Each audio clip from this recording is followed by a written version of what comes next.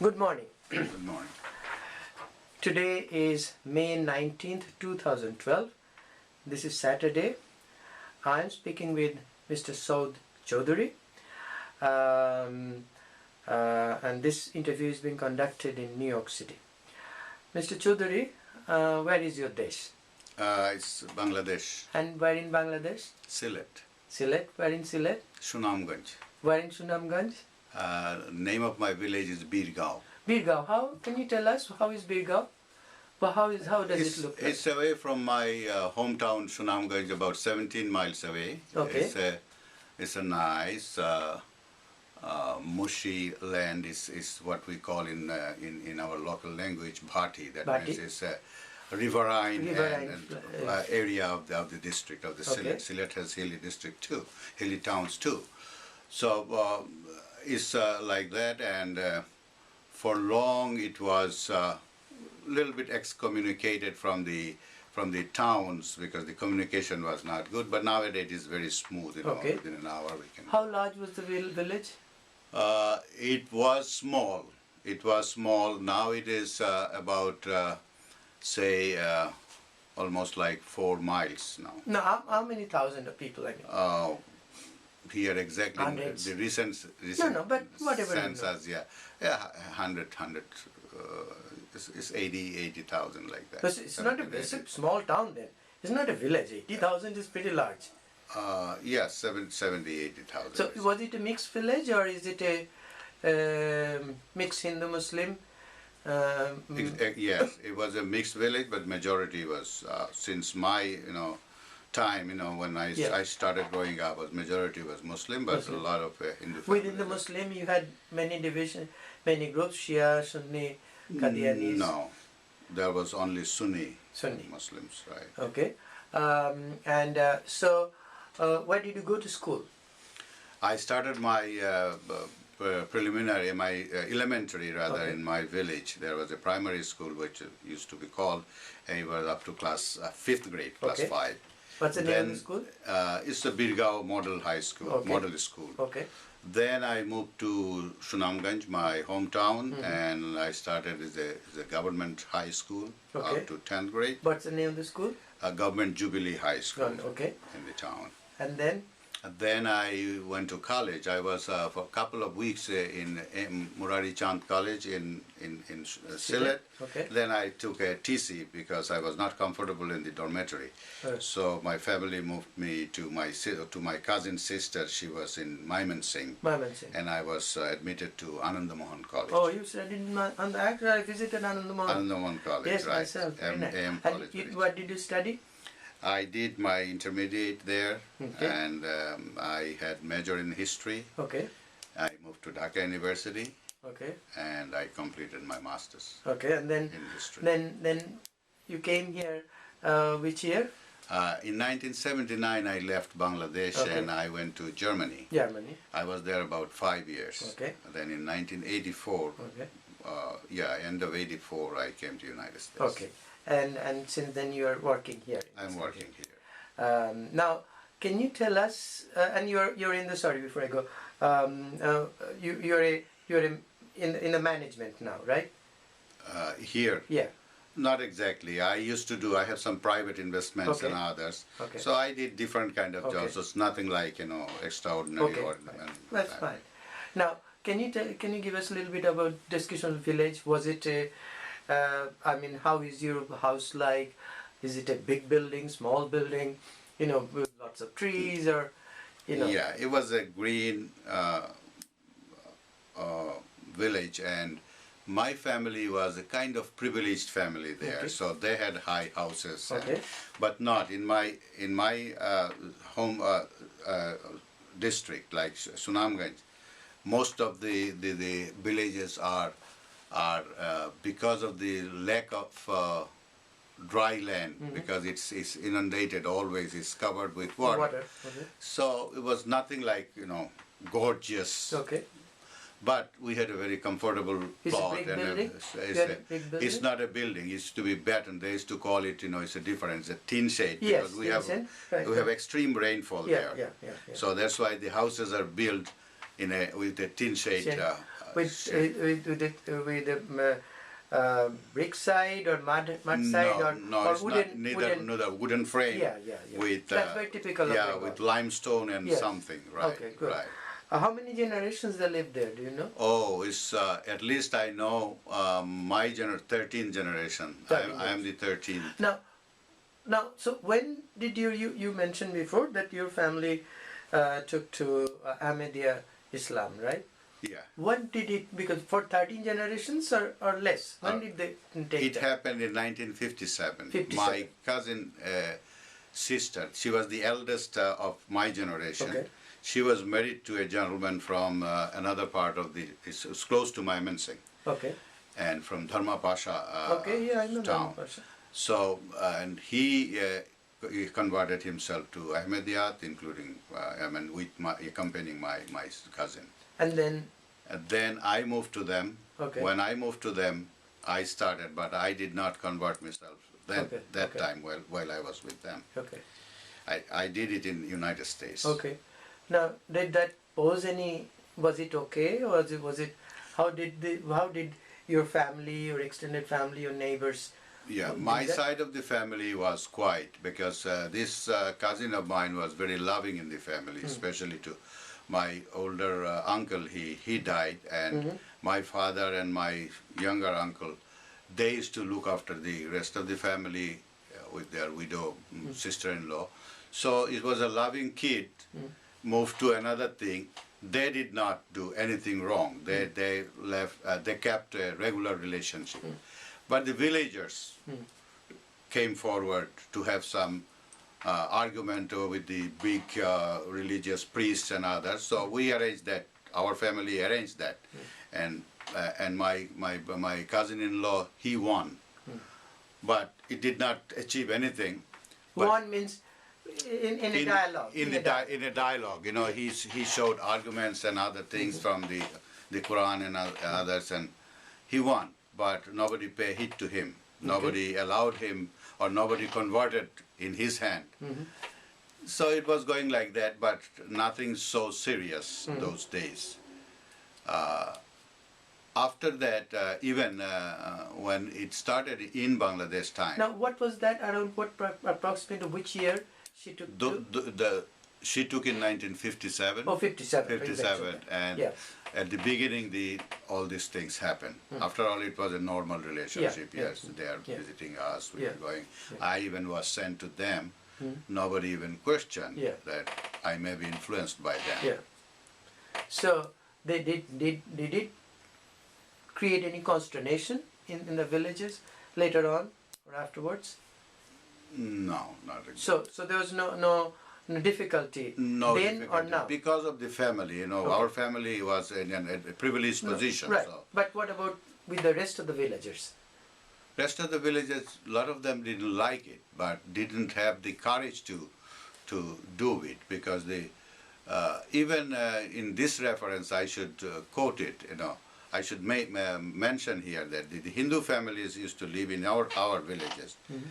Whenever anybody talked about, because of their religious belief, anybody even spoke anything bad, my family was in a position to shut their mouth, say, don't do that.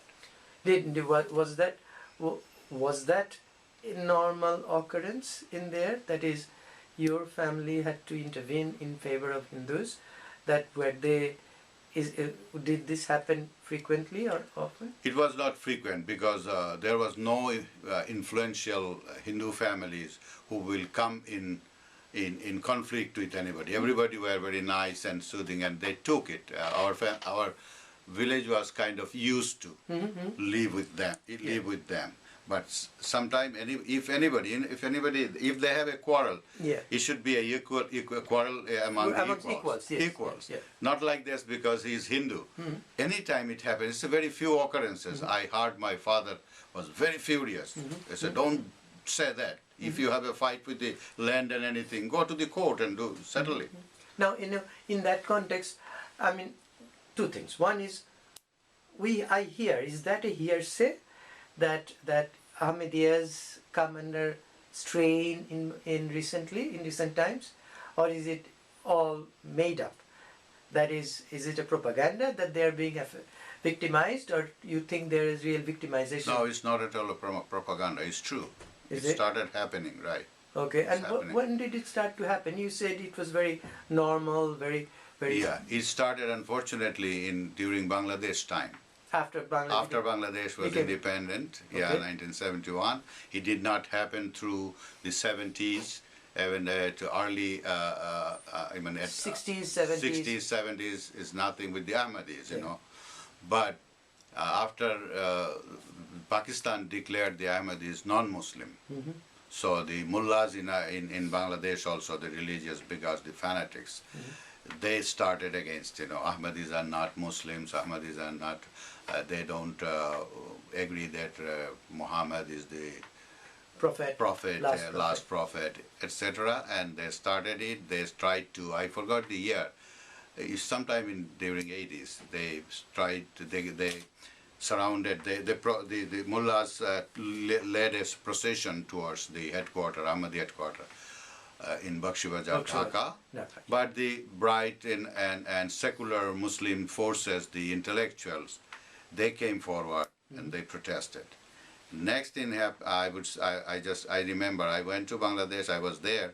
It happened in 2000, 2000 3 or 4. I was there, and they banned Ahmadi's literature, Ahmadi literature. I was there, I attended press conferences. The government mandate or some Government, government? the then government. Oh, so it was during Mrs. Zia was Prime Minister. Prime Minister. Oh.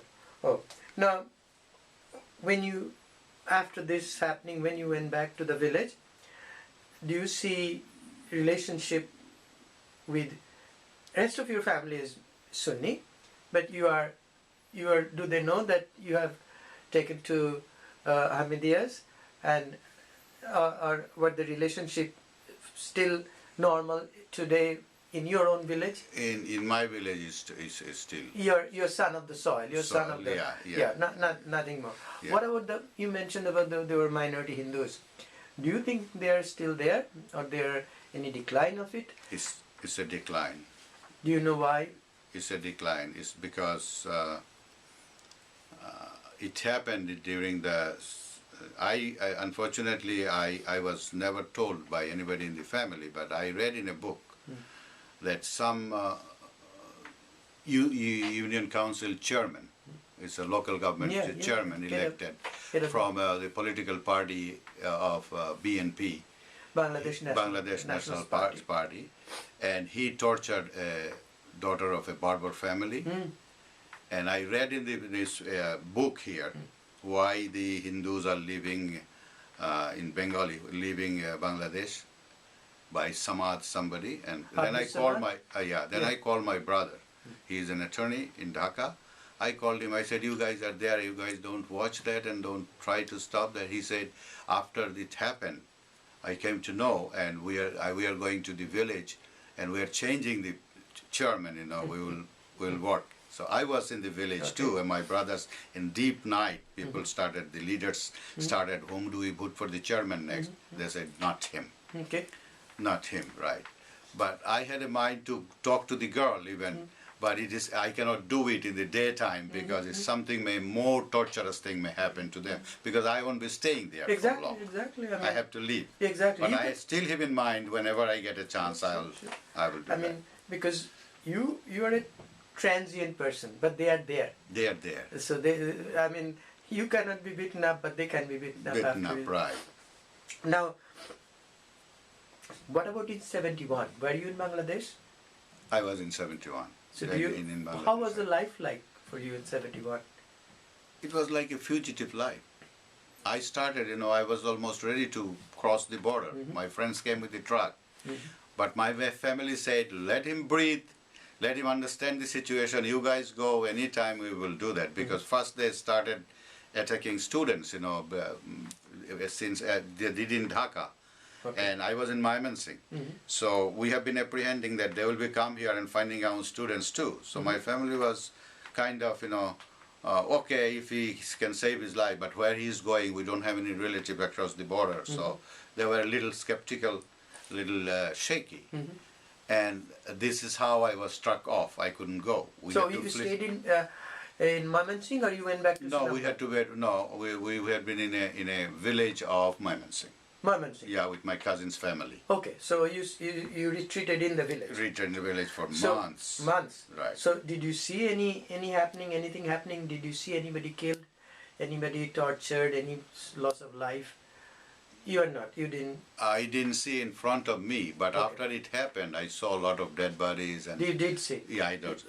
At which part of Mymensingh? It was in the village. I was very close to the circuit house. There in was the town itself. In the town itself, okay. there was a government. It's not a circuit house; it's like smaller dak bungalow. They used to say, across the police station, and that was the headquarters of the Al-Badr Oh, Al-Badr, group. the killer group. Killer group. Islamist killer group. Killer group, and I used to know those boys from the Anandamount College. So I heard myself the screaming of tortured people, and later on, next morning, we used to walk to this. There was a river, the Brahmaputra. Okay. So we saw bodies on land. Really? Yeah. Yeah. And one of my classmates, he was taken. His name was Dara. He was from commerce, and I was from arts. What's his name? Dara, D-A-R-A, like Darashiko. Oh, Darashiko. Darashiko. And he was killed? He was the only son. He was killed, and our friends came from the freedom fight from the Yeah, Muslim family. Muslim family. Okay. Muslim family. And he was. Hindus were escaping. I have a very close friend, Hindu. He came with beard and everything, looking like a mullah. And I said, "Why did you come?" He said, "I cannot stay with my sisters, young sister in the village. I have to go door to door. I want to be a Muslim." And I said, "No, you cannot." My brother-in-law came out and he said, "No, you cannot. You go there, we have dinner together," and I gave him some clothes. My cousin gave him some saris for his sisters. And in the afternoon, in the evening prayer, Maghrib prayer, sunset prayer, I was in the mosque. And I was coming from the front line, and I saw Subhash Chandra Banik, my friend. He's praying there. And I waited for him. He came out. I said, "Subhash, you didn't do good. I asked you." Then he pulled out a piece of paper, affidavit from the magistrate. And he showed that his name is changed, and he's happy. He's happy. I said, "You didn't do right thing to us. Our family said, if you want to stay here, you stay." And so did you meet afterwards? Afterwards, after independence, I met him. He's still in Mymensingh town. Still I go and visit him. And he reconverted or He still? reconverted, and his sister, those sisters he was talking about, I arranged one wedding too with a police officer. You say? I was Hindu negotiating. person? Yeah.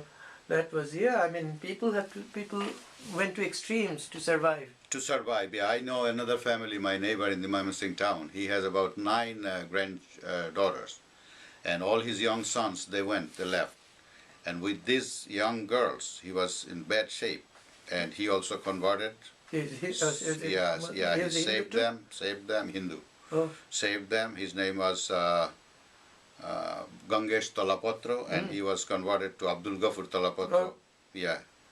And did he reconvert or he still remained? He reconverted. After independence, one of the local chairmen saved his family, and the chairman was a member of the peace committee.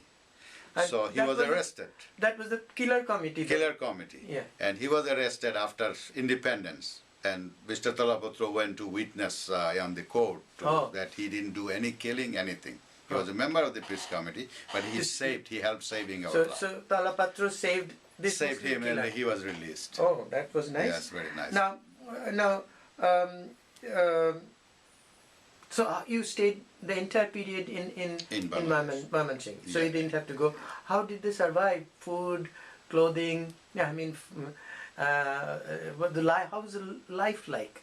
Did you used to go to bazaar? Did you used to go to market daily? Second day I came to the town, and I didn't have a blade to shape, and I found the non-Bengali, the Bihari boys selling good stuff, because they looted it out from the stores. Oh, I see. Owned by Hindus and Muslim Bengalis both. So they're selling, so I bought a piece of blade. It's a very expensive blade, but he was selling for 2 paisa or something like that. I showed up, and a friend of mine took me out, but I was caught on the street by the army. Why? All 3 of us. Why? Where we are going, we are. Unfortunately, they didn't ask we are student or not. They asked, first question they asked, is very important, I think, for this interview. First question they asked, are you Hindu? We said no. Then ask us to recite the kalima, the first thing from the Quran, they recite it. So we started reciting, but he stopped us, 2 of my friends. One of my friends was very unshaved. He was a dark-skinned guy. So they caught him and said, recite kalma. You are Hindu. He said, no, by generation I'm Muslim. So he recited. Then he put a punch on his chest and said, the army 2 guys, they said, you didn't say Bismillah, in the name of Allah we're starting. He said, I never knew before Kalima you have to recite that. Then they checked out, why did you come out? A lot of other questions, and then they asked him, go and shave up, be clean like them. So what would have happened if they were Hindu? Did they know? I'm sure they wouldn't survive. Oh, They that wouldn't bad. survive. Now, we were talking before. I mean, there was a big anti-Hindu riot in '64. Did you know that? Did you know that? I exactly remember. Because you were in I your, was still in Sunamganj. In Sunamganj, Okay. my school. I was What, high did school. did it go that far? Was there any tension in your village? Yeah, in my town, hometown was very much bad tension, and all the Hindu influential guys have been arrested. Oh, they were. They were, yeah. I heard that And too. to tell you to be honest with you, telling the true story of my family. My family is a converted from Hindu family. One of the branch of the family is still Hindu. They continue to be Hindu, Okay. right? Of course, most of them migrated to India. Okay. But their village home is there, and we go, we have a relationship. So this gentleman, my dada, my father used to call him uncle, kaka, Yeah, so Dada. used to call dada, Soud Choudhury. He was arrested. So my younger uncle was an attorney in the town, very influential. They rushed to the court, and the subdivisional officer says he cannot release. They are arrested under Pakistan Security Act or something like that. Then my uncle pleaded that they should be given good bed and food should be going from our home, etc. And there was a very good argument. We fled the school classes across the street to listen to those arguments. Oh, I see. Arguments. All gentlemen of the subdivision have been brought to the city. Oh my gosh. Town. Manmohan Chaudhary of that and these and cultured people. So they fought. My uncle, another uncle, and my uncle, both they fought in the court. To release them. Yeah, to release, but they didn't release, but they were treated first class. What about the women and children? Women and children were still in the villages. Okay. Since I said my family was involved So there. other families, so you were a protector family. Protect their family, so we had some Muslim guards and others in the So you town. protected them. So Right, that's right, yeah. right. Now I forgot to ask you something. Now, in your childhood days, how would you go from your village to Sunamganj? It was bad communication. In winter time, we used to walk 5 miles, go to a bus, take a bus. It was only 13 miles bus journey. It used to take more than 1 hour. So you there walk was 2 5 miles ferries. first? First, Okay. and then to the bus, and the bus is to cross 2 ferries. Or 2 ferries? Now, what rivers do you remember? That's a small River, I okay. forgot the name. But now is it, how long does it take now? Now it's 15 minutes, 15 20 minutes, okay. Yeah, as it should, because the bridge is a bit big. Yeah. Did you used to go a lot back and forth? Yeah, when the schools used to be closed, we used to come to village, stay there like... Saturday, Sunday? Like No, not like weekends. But on Big holidays, vacation, big vacations, right? Yeah. Big holidays like Puja and other holidays. So- Eid and- So, with this changing in situation. How does your family, part of the family who are now minority, considered minority Ahmadiyya, how do they feel? Are they feel insecure? Do they feel all right? Life is going to get better? How do they feel? I talk to them with my cousin and others. They say, usually, yes, we are okay. But from here, I always keep myself in tension because of that. Are they able to go to mosque, or there is a they're able to go to mosque, but nobody knows that which mosque. Sometimes it's a crowded city. Okay. They go there, yeah. So almost anonymously. Anonymously. But there are no separate mosques for Ahmadiyyas. Yeah, they have a separate mosque. Mosque? Or they don't go to regular mosque. Oh, I see. It's a separate mosque. So and so. It's the only one in Dhaka city. Oh, okay. But not in Maimansingh. Maimansingh, they have one. They have one. Yeah. Are they able to go and pray? Graveyard, everything. Yeah. Are they? It's all right. It's all right, right. Do you think situation has improved since we have a new government came in 3 years ago? It's improved. We expected it should have been improved more, but couple of happenings I don't feel comfortable. We expected from this government, but like our annual convention last year, first time we rented a place in Ghazipur, Dhaka, and we spent about 50 lakhs rupees to make the pandals and ladies arrangement and the toiletries and everything. But finally, the subdivisional officer and the police officer there, they came and say, you have to stop it. Really? Yeah. So our people, they argued, why? We got the permission from the government, Home Ministry and everything. They said, no, it's a situation will be beyond our control because there are a lot of people are objecting. And those people are, fanatic mullahs. Just last year? Last year. And then we had to stop it, break it down. Only 1 hour we asked from them that when our spiritual leader from London will give a speech, we used to show in the TV, and after opening, we moved. So we all moved to Bakshi Bazar headquarters, gated area, and we stopped the other people coming from different districts not to come. So it's not that close from Ghazipur to Bakshi Bazar. It is not that close. Close. That is to say, you just cannot end a lecture there and just attend. No. We had to move slowly. So all program was disrupted that evening, and then it's continued next 2 days. Okay, so but that was transferred to the city itself. The city, and we communicated with the Home Ministry. No good action we didn't see, and we will be astonished to hear that after a couple of weeks later. After a couple of weeks, there was the mullahs did a religious conference here, and the subdivisional officer and the police officer were on the stage as guests. Here? Yeah. Those same, mullahs mean, I presume you mean Sunni mullahs. Mullahs, right. And so those two people who objected Two people were, yeah. They were here, brought to New York? No, not in Dhaka, you mean? No. The same spot. Okay, same spot. Was. Oh, I see.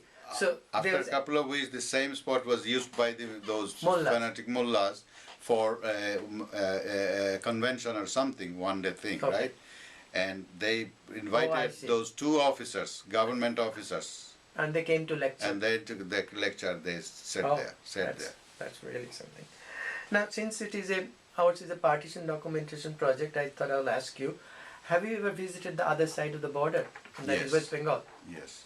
Now, as a Bangladeshi Muslim, how do you see West Bengal as? That is were you scared? Were you happy, unhappy, indifferent, or you were just normal? I was very happy, excited. First time I went there because I'm interested in literature, and I read about the Calcutta and other things because I was born after the partition, and I had a fascination for the town. And one good thing I did, instead of flying, I took a bus from Dhaka. Yeah. So travel was very, very comfortable, and it added to my belief that the partition was not necessary. It added that when I crossed the border, that was evening prayer time, and I saw a lot of people crossing street in front of my bus, from the bus. Lots of people cross the street to go to, and I heard azan, and they're going to the mosque. In West Bengal? In West Bengal, like 24 Parganas or somewhere, Bashirhat or somewhere, right? Barasat. And I was asking myself, why it happened? Why it happened? Was that necessary? Here people are doing the same thing I left behind me a couple of hours ago. So was it necessary? I mean, no, I shouldn't ask that. But do you think anybody benefited because of partition? From our side, in Bangladesh, from my personal view, is this is where I started thinking was that, and I concluded that it was not necessary, because we, the Bengalis, Bengali Muslims especially, were very much affected. It's badly affected. All of them? Did I would say generally all of them, because the education system in east side of Bengal was very much affected because of the migration of the teachers. Hindu belong to the Hindu community.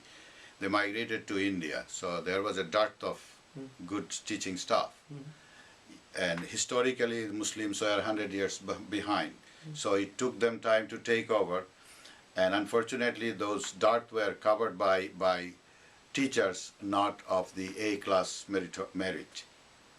So we, especially this generation, had to undergo our education, under those, with respect, I'm saying that, not number one teachers. But nobody benefited though, in East Bengal. It's my opinion is no. And in West Bengal, did anybody benefit? I don't think so. Well, when you were in West Bengal, did you ever feel discriminated? Did you feel unwelcome? I'm not. Okay.